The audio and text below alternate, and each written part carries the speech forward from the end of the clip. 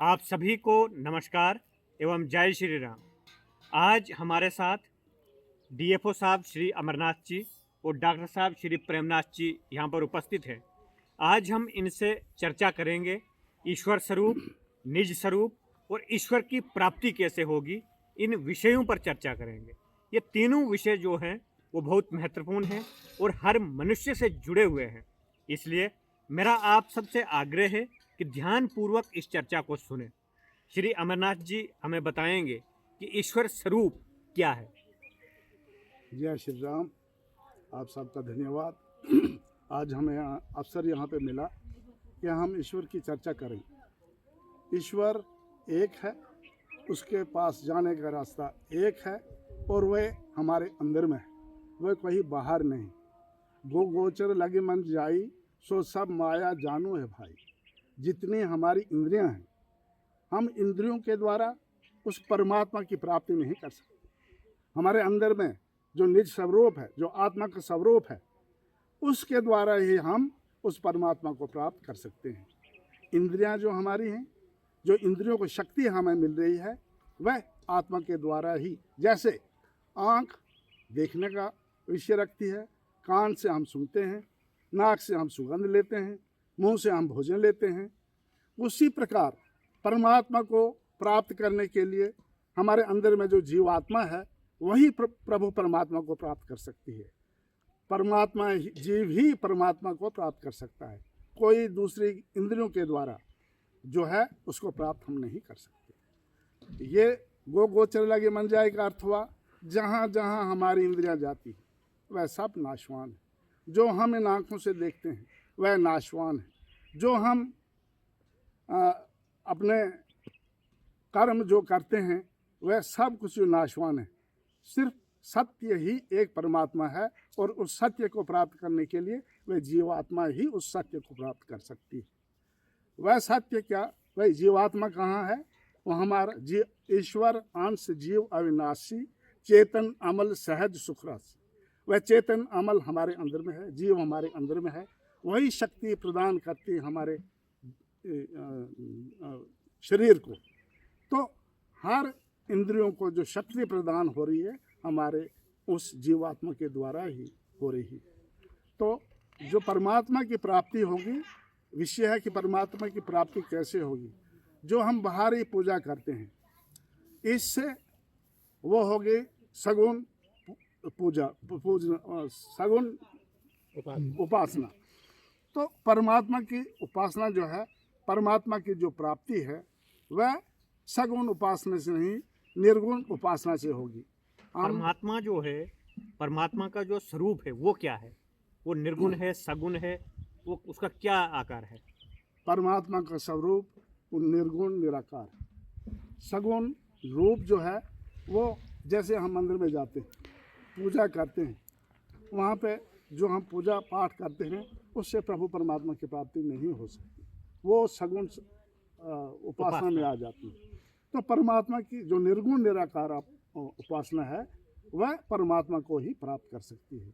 इसीलिए हमें निर्गुण निराकार की ही, निर्गुण निराकार अपने अंदर में जो हमें युक्ति बताई गई है, ये हमें गुरु महाराज की तरफ से जो शक्ति, जो युक्ति बताई है कि हमने कैसे उनकी प्राप्ति करनी है, इसके लिए हमें 3 क्रियाएं बताई गई हैं। प्रभु परमात्मा की प्राप्ति के लिए आपको 3 क्रियाएं बताई गई हैं। नंबर 1 मानस जाप, मानस ध्यान, दृष्टि योग साधन। और जब हम 3 क्रियाएं कर लेते हैं तो हमारे अंदर में अनुभव ज्ञान प्राप्त होता है। वही अनुभव ज्ञान जो है परमात्मा को प्राप्त करने की नाद, चौथी क्रिया नाद, नाद नहीं, नाद। हाँ, यानी जो चौथी क्रिया है उसके बाद नाद, ना आंतरिक नाद जो है उसको नादानुसंधान जिसको बोलते हैं। तो उस जब ये 3 क्रियाओं में हम पूर्ण हो जाते हैं, तो चौथी क्रिया जो नादानुसंधान की क्रिया करते हैं, शब्द साधना भी जिसको बोलते हैं, उसको करते करते हम जो सार शब्द है, परमात्मा का सार शब्द है, उसको पहले तो हम मानस जाप को पकड़ लेंगे। मानस जाप हो गया प्रथम सीढ़ी हमारी। जब हम मानस जाप करते हैं, हमारा जाप सिद्ध हो जाता है, तो आपके अंदर जो है वो जो दूसरी क्रिया है, मानस ध्यान वो ऑटोमेटिकली पकड़ में आ जाती है। मानस जाप और मानस ध्यान का आपस में संबंध है।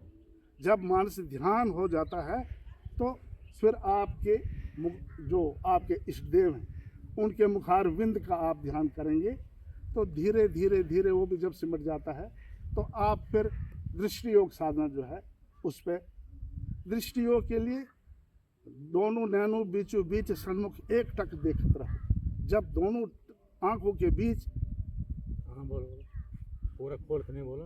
हाँ ये कर देंगे बाद में, थोड़ा संकेत में। हाँ दोनों जब दृष्टियों को धाराओं को हम जोड़ते हैं तो हमारे अंदर में एक चिन्ह उत्पन्न होता है।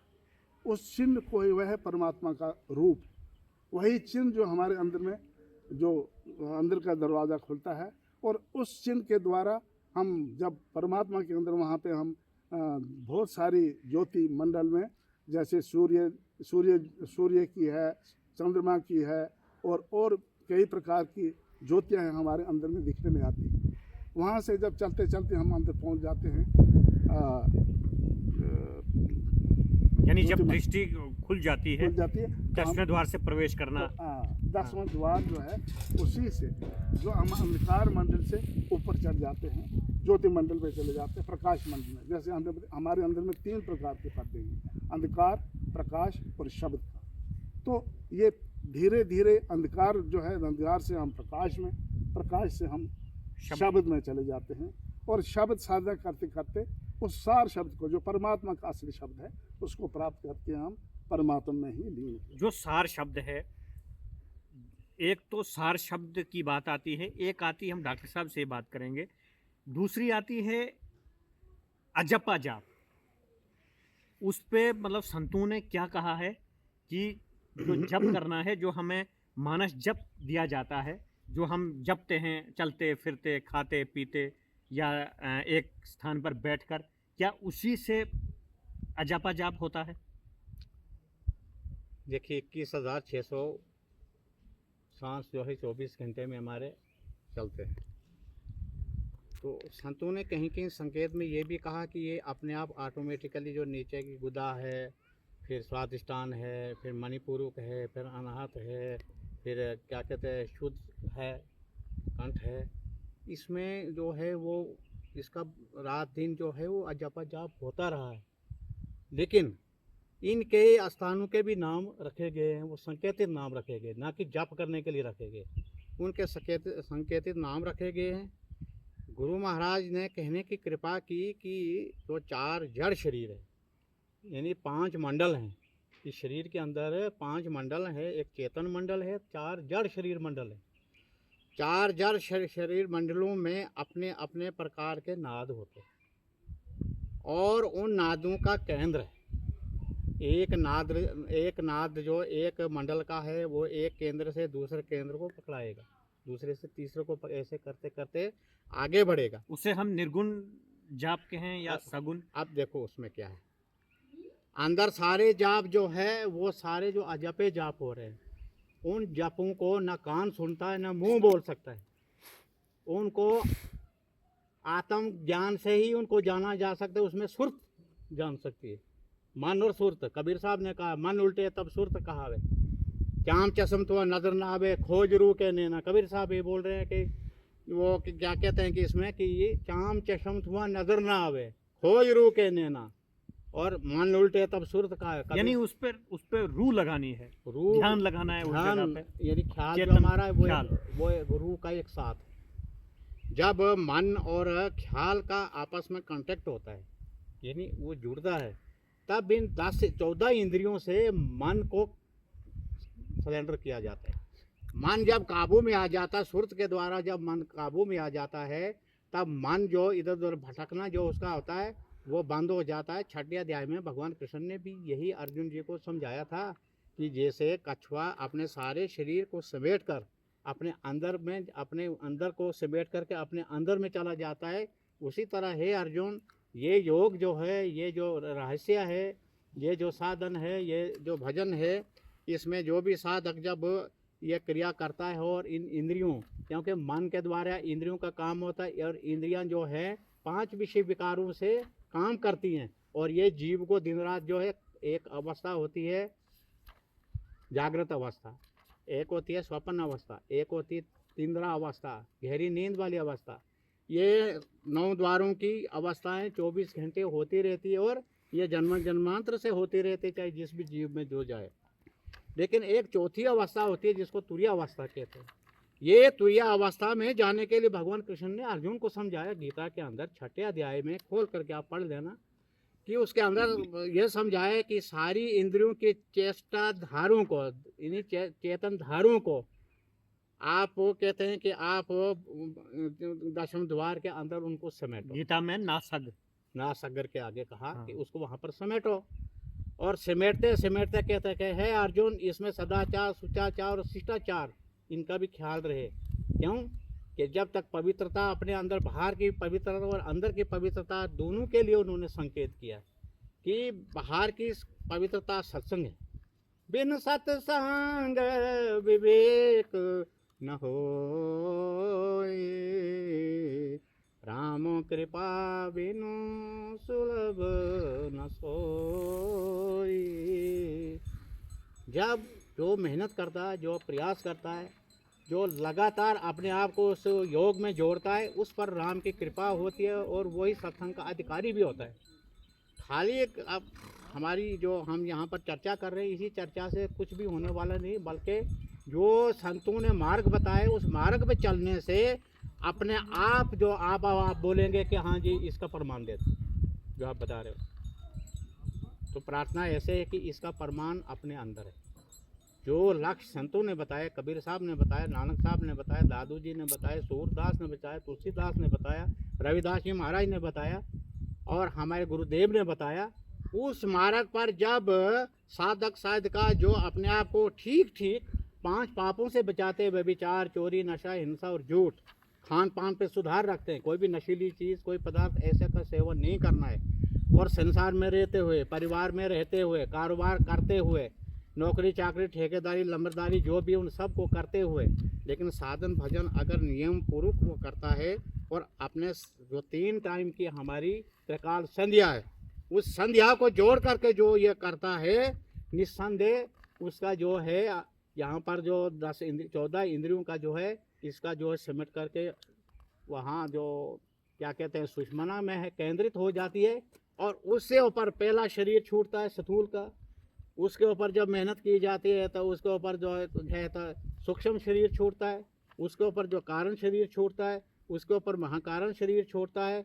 और जब केवल या चेतन ही चेतन रह जाती है, तब भी ईश्वर और परमात्मा और जीव का भी अभी भी मिलन पूरा नहीं हुआ, बल्कि चेतन तो शुद्ध हो गई, परमात्मा तो शुद्ध ही है, लेकिन वहाँ भी अलगाव है। जैसे शीशे के अंदर कोई चीज़ रखी जाए और बाहर से वो पूरी बराबर दिखाई देती है, लेकिन शीशा हटाने पर ही उसका मिलन होगा। वही है केवलिया पद, वो आखिरी। जैसे गुरु महाराज ने समझाया और संतों ने भी इसको समझाया कि 4 मुक्तियाँ, उनमें से सबसे श्रेष्ठ और जो आगमन के चक्कर से छूटने वाली है केवलिया, उससे नीचे की जितनी मुक्तियाँ हैं बहुत लंबे समय तक जिस शक्ति जिस धारा में जो आत्मा या सुरत जाएगी वो वहीं पर बहुत समय तक रहेगी, लेकिन फिर से वापस लौटना पड़ेगा। तो लेकिन जो संतों ने कहा कि जो आखिरी अलख लोक, अगम लोक और अनाम पद जो है, जहाँ पर कुछ भी नहीं है, कबीर साहब कहते हैं जस कथिए तस होए नहीं। तीसरी जगह कबीर साहब ने कहा तब हम ऐसे, अब हम ऐसे, यानी कि सारे शरीर के आवरण जितने भी है, आप कबीर साहब ने कहा है, गुरु महाराज ने कहा कि घटतम प्रकाश व शब्द पट त्रय जीव पर है छारे, कर दृष्टि और धन योग साधन ये हटाना चाहिए, इनके हटे माया हटेगी, प्रभु से होगी एकता, फिर द्वैतता नहीं कुछ रहेगी, स्मरण दृढ़ चाहिए।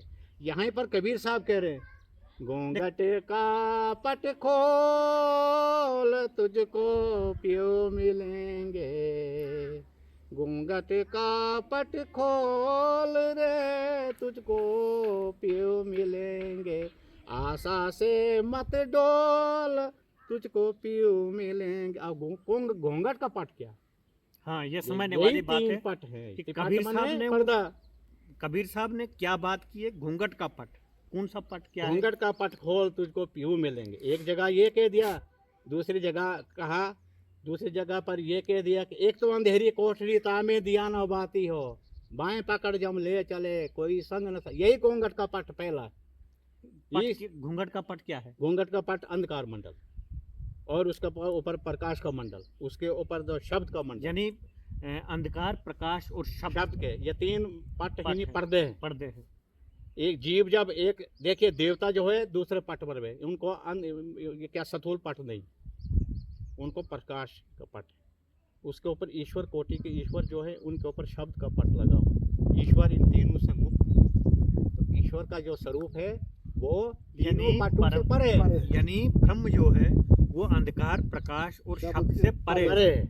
एक मनुष्य तीनों पर्दों से जब मुक्ति पा लेता है, अंधकार, प्रकाश और शब्द से मुक्ति पा लेता है, तो वो भी ब्रह्म हो सकता है। हो अब निराकार क्या है? निराकार के बारे में नहीं, आप पहले ये बात बताइए ना कि अगर तीनों पट खोल दिया, अंधकार, प्रकाश और शब्द, एक साधारण जीव को अगर ध्यान के माध्यम से, कबीर साहब ने जैसे बताया है कि तीनों पट जब खुल जाएंगे तो उस स्थिति में वो साधक किस चीज़ का अनुभव कर सकता है? देखिए, जब तीनों पट खुल गए तो जब अंतिम पट में वो चला गया तब वो ईश्वर ही स्वरूप हो जाते। उसमें कोई भी कुछ। गुरु महाराज के पास एक महेश योगी आए थे तो कहने लगे कि हजूर, हमको साधना हमारी पूरी हो गई है, हम उसके आगे कुछ समाधान करना चाहते हैं। गुरुदेव कहने लगे जब आप सार शब्द में पूर्ण हो गए हैं, अब इसके आगे तो समाधान होता नहीं, वो तो सारा कुछ तुम्हें ही हो जाए। वो तो जो परमात्मा था वही हो जाता जी, यानी वो तुम्हें हो जाए। हाँ, वो तो वही हो जाता जो है। कबीर साहब को परमात्मा क्यों मानते हैं? गुरु महाराज को परमात्मा क्यों मानते हैं? नानक को परमात्मा क्यों मानते हैं? तुलसी साहब को परमात्मा क्यों मानते हैं? बाबा देवी साहब को परमात्मा क्यों मानते हैं? जब सारा कुछ उनका सारा कुछ खत्म हो गया और वो जीव पीयू का जो धर्म था। अब सूरदास ने भी एक जगह कहा है कि एक ब्रह्म एक जीव कहावत, सूर श्याम झगड़ो, एक जीव एक ब्रह्म कहावत, सूर श्याम झगड़ो, अब की बेर मोही पार उतारो, जनपट नजार करो। देखो, एक ही परमात्मा थे, अब जीव आ गया। यहाँ सूरदास जी साफ लफ्जों में कह रहे हैं, यहाँ कोई भटकने की जरूरत नहीं है कि एक जीव एक ब्रह्म कहावत, एक परमात्मा एक जीव हो गया, उसे अविनाशी से अविनाशी यहाँ अटूट अंश हो गया।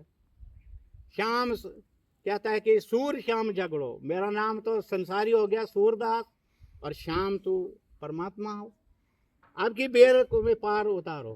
कहता है कि जो मेरे और बीच में और आपके बीच में जो अभी भी दूरी है उसको अब हटा दो, अब देर ना करो। क्योंकि जब आखिरी पद में जब सूरदास जी पहुँच गए, वहाँ केवल पद में जब लगता है कि वो पहुँचे होंगे, तहाँ उनको कहने की ज़रूरत पड़ गई कि अब इस पद से भी मुझे आगे ले चलो, जहाँ सतगुरु का स्थान है, उसी को निर्वाण पद भी कहते हैं, उसी को वो परम पद भी कहते हैं। वहीं मोक्ष हो गया और जीव का आना जाना समाप्त हो गया। वो जब भी चाहे तो इस धरती पर आ सकता है, और बंधन में नहीं कोई होगा, किसी के कसे में नहीं होगा। वही सूक्ष्म रूप से गुरु सतगुरु जब आते हैं, पहले तो शरीरधारी हैं गुरु, अब शरीर छूट गया। साधारण लोग या आम लोगों की यही हो गया कि गुरु अब नहीं है, तो अब साथ शरीर गुरु होना चाहिए, जिंदा गुरु होना चाहिए। यही बात बहुत जगह पर आ जाती, हम भी इसको समझते हैं कि हम भी सोचते हैं। लेकिन साधक जब साधना करता है, जब साधना करते सूक्ष्म रूप गुरु का जब प्राप्त हो जाता है, वही तो सच्चा गुरु है।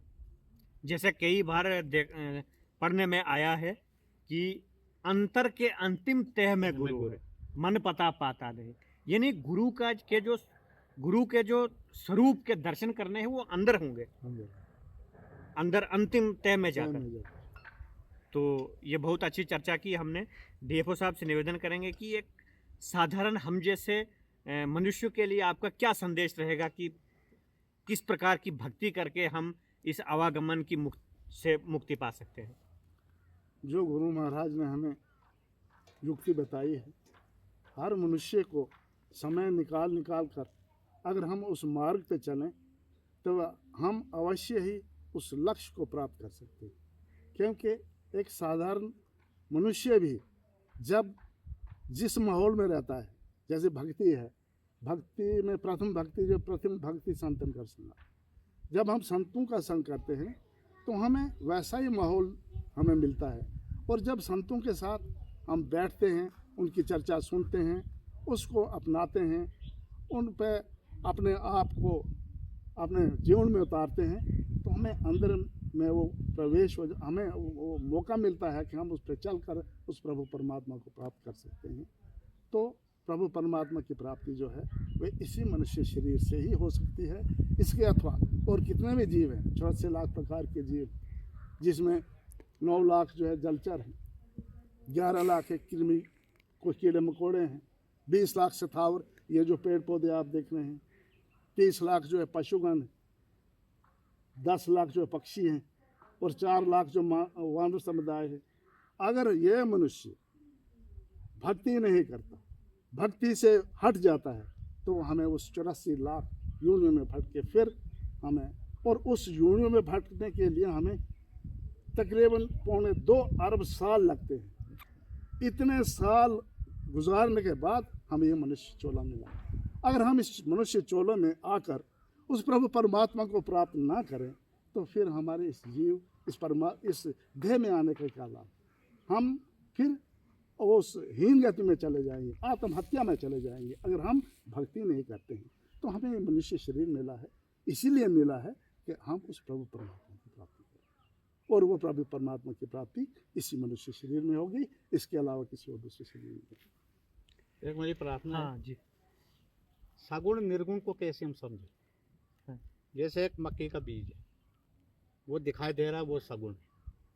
अब उसके अंदर जो अंकुर निकलता है वो दिखाई दे रहा है, खोल के भी देख लीजिए, साइंस से भी देख लीजिए, किसी भी तरीके से देख लीजिए, नहीं होगा। लेकिन उसके अंदर वो शक्ति है जो अंकुर पैदा होती है, जो वो तो कोई है, कोई चेतन शक्ति कोई है उसके अंदर, कोई चीज जो तत्व से तत्व में मिलकर बिल्कुल, ये आपने बहुत सही बात कही कि बीज जब जमीन में जाता है, इसका मतलब उसके अंदर कोई शक्ति है। 5 तत्व वही बनाए, अंकुर के रूप में वो निकल कर देखिए 3 गुण और 5 तत्व से वही मूल प्रकृति से लेना देना, जिसको अपरा परा प्रकृति गीता में कहा गया। अपरा प्रकृति हो गया जो अनात्म तत्व है, परा प्रकृति हो गया जो आत्म तत्व है। अब इनके सबके संयोग से तभी तो परमात्मा ने तो ये सारी चीजों का इंतजाम किया। तो जब वो बीज जमीन में जाएगा, आकाश भी उसको मिलेगा, वायु भी, हवा भी मिलेगी, गर्मी भी मिलेगी, पानी भी मिलेगा और पृथ्वी भी मिलेगी। इन 5 तत्वों के संयोग से वो उत्पन्न होता है। वो तो निराकार हो गया। निराकार वो जो इन आंखों से दिखाई नहीं देता, जिसको हम समझ ही नहीं पाते इसके अंदर वो कैसे था। लेकिन इन दोनों से भी परे परमात्मा है कैसे? जैसे कि वो बीज जो हमारे पास बीज का दाना था, उसके अंदर अंकुर था और उससे मक्की का पौधा बनेगा और उसके अंदर मक्की के दाने बनेंगे, पक्का है। और उसी एक दाने से कई दाने, उसी एक कई दानों से कई दाने, तो क्वांटलों के हिसाब से वो फल बन जाता है। अब ये समझाने के लिए, अब उसी दाने को आप आग पर भून लीजिए और फिर जमीन में गाड़ दीजिए, मक्की बनेगी? क्यों नहीं बनेगी? इसका मतलब उसके अंदर जो शक्ति थी वो जल गई, समाप्त हो गई। यही अग्नि योग हमारे, यही पिंड सोई ब्रह्मांड हमारे अंदर भी वो योग अग्नि है, जो कर्म मंडल को जला देती है। कई योजनों तक पेड़ फैले हुए पहाड़ की तरह यदि हमारे अंदर पाप होगा, तो उसको नष्ट करने के लिए सिर्फ ध्यान योग ही एक ऐसी शक्ति है जो उसको नष्ट कर सकती है, इसके अलावा और कुछ नहीं। ये तो वेद भगवान कह रहा है। यानी जितने हमने पाप किए होंगे जाने अनजाने में, ध्यान की शक्ति से वो जलकर भस्म हो जाएंगे। उसी का है वो योग अग्नि। क्या है? जिसको भगवान रामचंद्र जी जब शिवरी के पास गए, उसके बाद भगवान राम जब आगे बढ़ गए तो उसने अपना आप योग अग्नि में अपने देह को जला करके वो परम धाम पहुंच गए, जहाँ उनके गुरुदेव सत वहाँ परम धाम में बैठे हुए थे। कई जगहों पर भी ये बात आते हैं, उसने योग अग्नि से। आप देखिए सनातन धर्म हमारा है, भगवान राम जी है, भगवान कृष्ण जी है, ब्रह्मा विष्णु महेश जी हैं, भगवान शिव जी हैं, शक्तियाँ हैं जितनी भी हैं, हम उनका विरोध नहीं कर सकते हैं। वो अपने में उनके अंदर भी कोई ताकत है, उनको भी कोई भजकर उनका भी नाम जाप करके उनके भी अंदर अपने आप को धारण करके इंसान आगे की तरफ कदम बढ़ा सकता है। लेकिन हाँ, इसमें गुरु की ज़रूरत है, गुरु की ज़रूरत है। भगवान राम ने भी गुरु किया, भगवान कृष्ण ने भी गुरु किया, भगवान शिव ने भी गुरु किया, भगवान ब्रह्मा जी ने भी गुरु किया, विष्णु ने भी गुरु किया। जैसे रामायण में भगवान श्री राम ने विभीषण जी से कहा है कि कवच अभेद विप्र गुरु पूजा, यही सम विजय उपाय न दूजा, सखा धर्म में असरथ जाके, जीतन कहा न कतहूँ रिपु ताके। यानी गुरु की भक्ति जो करता है, जिसको गुरु का साथ होता है, वो इस संसार के महान शत्रु से भी लड़ सकता है। यानी वो एक ऐसा मार्ग गुरु बता देते हैं कि वो जन्म मृत्यु के बंधन से मुक्त होकर संसार से अजय होकर परमात्मा के पास जा सकता है। तो ये गुरु ही बता सकते ऐसी हैं। ताकत है। दूसरा ये, अब आप सगुण में जाइए, साकार जिसको बोलते हैं। धान का एक दाना लीजिए जिसके बाहर पूंजी लगी हुई है, उसकी जो बाहर से स्थूल शरीर लगा हुआ है, जब उसको बीजा जाता है उसमें अंकुर आता है। अभी उसी बीज को आप निकाल दीजिए तो उसको दोबारा ज़मीन में लगाएंगे तो लगेगा। अब क्योंकि जो लगने वाला शरीर उसका था वो समाप्त हो गया। इसी तरह संतों ने, कबीर साहब ने, नानक साहब ने, दादू साहब ने, और क्या कहते हैं, तुलसीदास जी ने, सूरदास जी ने, महर्षि मही परमहंस जी महाराज ने, बाबा देवी साहब ने, बाबा तुलसी साहब ने, राधा स्वामी जी महाराज, मानव धर्म जी हैं, अनेक जो धर्म हैं, उन सब के अंदर यही उपासनाएं दी जाती हैं कि जो लगन के साथ अपने आप को उसमें जोड़े। और राधा स्वामी ने कहा है, इस नगरी में तिमर समाना भूल भरम हर बार, खोज करो अंतर युजुआरी छोड़ चलो नौ द्वार। इसका मतलब कि नौ द्वार के अंदर रहने वाला जो जीव है वो इससे नहीं बच सकता है, चाहे जितना जतन करे। यानी जो 9 द्वारों में जीव है वो भूल भ्रम से नहीं बच सकता है, चाहे जैसा भी सच्चा क्यों नहीं हो। कई लोग हमें बोलते हैं, मैं झूठ नहीं बोलता हूँ, लेकिन मैं झूठ बोलता हूँ। क्यों? 9 द्वारों में रहने वाले जीव का तो काम ही वही है, वहाँ का तो लक्षण ही वही है, वहाँ तो झूठ बोला जाता है। अच्छा, दृष्टिवान कोई देखा है, गुरु महाराज ने भी इसको कहा, खोज करो अंतर युजियारी, दृष्टिवान कोई देखा। कबीर साहब ने भी इसको कह दिया, अपने घट दिया ना बार हो रे, नाम का तेल सूरत की बाती, ब्रह्म अग्नि उद्गार हो रे, जगमग ज्योत निहारो मंदिर में, तन मन धर सब वार हो रे। अब नानक साहब ने भी कह दिया, तू सुमरन कर ले मेरे मना, तू सुमरन कर ले मेरे मना, तेरी बीती जात उमर गुरु नाम बिना रे। यहाँ गुरु नाम बिना रे, तू सुमर। अब सुमरन क्या चीज़ है? जाप को भी सुमरन कहते हैं, लेकिन आप संत वाणी में पढ़ेंगे, जैसे कल ओम की बात चर्चा चली थी, मैं सुमरन में पहले फिर ओम में मुझे याद दिलाना।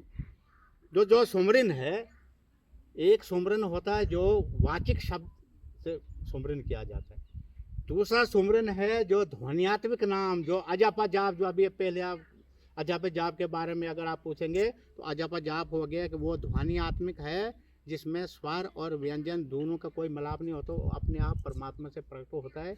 वह हमारे शरीर के अंदर सारी सृष्टि का कण कण में उसी शब्द से परमात्मा सारी चीज़ को निर्माण किए हुए है। यानी जब हम दृष्टि साधना करके 10वें द्वार के माध्यम से अंदर प्रवेश करेंगे तो कोई अंदर ध्वनियात्मक शब्द आएंगे, उनका सुमरन करके उनको सूरत उन पर लगाकर अंदर की यात्रा हो सकती है। देखिए, सूरत के भी बड़े मायने निकलते हैं, बहुत से मतलब। कहीं पर सूरत को सूरत भी कहा गया, कहीं सूरत भी कहा गया है, सूरत निरत के पार। गुरु महाराज ने कहा सूरत निरत के पार। अब सूरत क्या है, उसको ठीक ठीक उसके अपनी जगह पर, वो उसका शब्द का जो अर्थ है अपनी अपनी जगह पर उसका प्रयोग होता है। इसी तरह से सुमरन जो है, अब गुरु महाराज ने सांझ भाई सुमरो गुरु भाई, सांझ भाई, ध्यान करने का समय आया, अब ध्यान करो। सुमरन को ध्यान भी कहा जाता है, ये संत वाणियाँ हैं। अब ओम जैसे, ओम सार शब्द ही है, लेकिन इसके 3 होने से, रजोगुण तमोगुण सतोगुण होने से, ब्रह्मा विष्णु महेश के पदवी पाने से इसको ओम कहा गया। कि क्यों? ओम सबसे पहले हम लिखते हैं, ओम सबसे पहले ओम लगाया जाता है, वो परमात्मा का वाचिक नाम। वहाँ पर लिखेंगे श्री परमात्मा आर ब्रह्म परमेश्वर मत, इसका छोटा लघु शब्द है यानी ओम। संतों ने उस ध्वनि को ओम ओम कहा है। हाँ। बहुत से संतों ने इसको ओम कहा, उस ध्वनि को ओम कहा, जो राम परमात्मा का नाम अमर नाम भजो भाई सोई, सोई सात धुन सब घट घट होई। राम नाम अमर नाम भजो भाई सोई, सोई सात धुन सब घट घट होई। बहुत से संतों ने उसको ओम कहा है, उसको सफूट कहा है, उसको उद्गीत कहा है, उसी को राम नाम कहा, उसी को कृष्ण नाम कहा, उसको चेतन शक्ति का, वो परम परचरणी शक्ति का, उसी को सार नाम कहा, उसी को सतनाम कहा है, और उसी को सार शब्द कहा है, उसको आदि शब्द भी कहा है। इतने नाम और भी बहुत से नाम संतों ने अपने अपनी जगह अपने अपने तरीके से उसका नाम रखा हुआ। तो हमने ये चर्चा की आज। इससे चर्चा से एक बात निकल के आती है कि प्रत्येक मनुष्य को गुरु की से विधि जानकर तीनों पर्दों से, अंधकार, प्रकाश और शब्द के प्राकृतिक जो तीनों पर्दे हैं, उनसे पार जाना और मनुष्य शरीर के स्थूल, सूक्ष्म, कारण, महाकारण, इन चार जड़ शरीरों से मुक्ति पाकर केवल शरीर में ब्रह्म को जानना और वहाँ से पार पाकर ब्रह्म में लय हो जाना, विलय हो जाना, मुक्ति के मार्ग का जो ये विधान बताया गया है, इसकी सही सही विधि जानना हम सब की जिम्मेवारी है, हम सब के जीवन का लक्ष्य और उद्देश्य होना चाहिए। यही आज की इस चर्चा से निकला। हम धन्यवाद करना चाहेंगे डीएफओ साहब और डॉक्टर साहब का। आने वाले समय में हम और भी चर्चाएं रखेंगे, लेकिन ये जो महत्वपूर्ण चर्चाएं हैं, ये मेरा आप सभी से आग्रह है, इनको ध्यानपूर्वक सुने, तब जाकर आप अपने जीवन में लाभ उठा सकते हैं। जी, आप कुछ कहना चाहेंगे? कि अंत में ये मैं आपसे प्रार्थना करूं कि अब कर्म मंडल क्या है, जहाँ से कर्म बन करके जीव को हिसाब के साथ देकर इसी वापस किया जाता है। जिस भी जीवनी में जाना होगा कर्म के अनुसार उसको कर्म मिल जाता है। अब योग अग्नि कैसे प्रकट होगी? जो उन कर्मों को जलाए। जैसे बीज की बात आ गई, जैसे धान के बीज की आई, मक्के के बीज की आई, अनेक बीज जो है उसके अंदर कोई निराकार, कोई सूक्ष्म चीज़ है, लेकिन किसी गर्मी के अभाव से उसमें आग में तपाने से वो उसका जो है निराकार सिस्टम खत्म हो जाता है। साकार तो रहेगा, निराकार खत्म होगा, और साकार भी जो है उस अपने वजूद को खो देगा, यानी नाशवान सूरत में बन जाता है। तो सगुण, निर्गुण और सगुण के पार में परमात्मा गुरु महाराज ने इसलिए बताया है कि जब योग अग्नि में क्या कहते हैं, साकार और निराकार दोनों समाप्त होकर के उससे परे जो परमात्मा परम पद है, वहाँ जीव जब जाता है सब बंधन से मुक्त हो जाता है। तो ये योग अग्नि जो है ये सब के अंदर में, इसको गुरु महाराज ने कहा है, गंग यमुना सरस्वती संगम पर संध्या करो नित भाई। गंग यमुना सरस्वती संगम पर, कबीर साहब जी महाराज ने भी कह दिया। रस गगन गुफा में अजर झरे, रस गगन गुफा बिन बाजा झनकार उठे, बिन बाजा झनकार उठे। जब ध्यान धरे समझी पड़े, रस गगन गुफा में अजर झरे। कबीर साहब तो ध्यान के अलावा कुछ बोलते नहीं, और वो ये भी बोलते हैं कि रस गगन, आपका गगन कहाँ है, उसी से वो रस मिलेगा, उससे कहीं भी मिलने वाला नहीं है। तो इसलिए हम प्रार्थना करते हैं। हाँ, एक चीज़ मैं बताऊं, कबीर साहब पूरे संत, नानक साहब पूरे संत, दरिया साहब पूरे संत, राधा स्वामी में पूरे संत, और तुलसीदास जी पूरे संत, रविदास जी पूरे संत, यानी मैं एक श्रेणी बताता। और बहुत से संत हैं जिनकी लात इदाद है, लेकिन सभी तुलसी साहब, सभी ने तुलसी यही साहब बताया कि परमात्मा की जो प्राप्ति होगी वह आपके अंदर में ही होगी। हम जो संत मत हमारा है, ये किसी मत का खंडन नहीं है। सभी संत जो जितने हैं सबों का मार्ग है। तुलसी साहब पूर्ण संत, बाबा देवी साहब पूर्ण संत, महर्षि में परमाशी पूर्ण संत, संत सेवजी महाराज पूर्ण संत, शाही स्वामी जी महाराज पूर्ण संत। हम दावे के साथ कह सकते हैं कि ये पूर्ण संत हैं, और इनका जो मार्ग दिया हुआ है संत मत, मतलब सब संतन की बड़ी बलिहारी, उनकी स्तुति कही विधि कीजिए, मोरी मत यति नीच नारी, सब संतन के, हम सब मजहब की सभी संतों की 100% जितने भी जिस संप्रदाय में जो संत हैं हम उनकी वंदना करते हैं, उनको नमस्कार करते हैं। हम कभी उनके लिए बोलने का हमें कोई संत मत में अधिकार नहीं है कि कौन बड़ा है, कौन छोटा है, कौन सच्चा है, कौन झूठा है। ये ना हमारे अंदर ताकत है, ना हमें ये विद्या पढ़ाई गई है। हमें ये विद्या पढ़ाई गई है कि जो अपने गुरुदेव ने हमें लक्ष्य दिया है उस लक्ष्य को हम परखें, क्या ये सच्चा लक्ष्य है, उसको उस लक्ष्य की तरफ हम जाएं, पूरी मेहनत पूरी प्रयास के साथ उसको हम जाने, उसमें कसें। 5 टाइम ध्यान, 3 टाइम सत्संग, सदाचार सुचाचार शिष्टाचार के साथ 1 महीने का ध्यान अभ्यास है लगा हुआ। तो हम कोशिश कर रहे हैं कि हमारे जन्म जन्मों के पाप हैं, इन पापों से हम कैसे मुक्ति पाएँ, और हर एक का हम आशीर्वाद चाहते हैं कि हमें आशीर्वाद मिले और हम भी इन पापों से निकलने का रास्ता, वो मार्ग जिसको नाश अग्रे भगवान कृष्ण ने कहा, संतों ने कहा, उस नाश अग्रे जिसको कबीर साहब ने भी कहा है कि गगन की ओर निशाना है, दाएं सूर्य चंद्रमा बाएं 3 के बीच छुपाना है। वो छुपा हुआ जो मार्ग है वो हमें प्राप्त हो जाए। हम आप सब से यही प्रार्थना करें, हमें आशीर्वाद दीजिए। जय श्री सतगुरु महाराज महाराज की जय।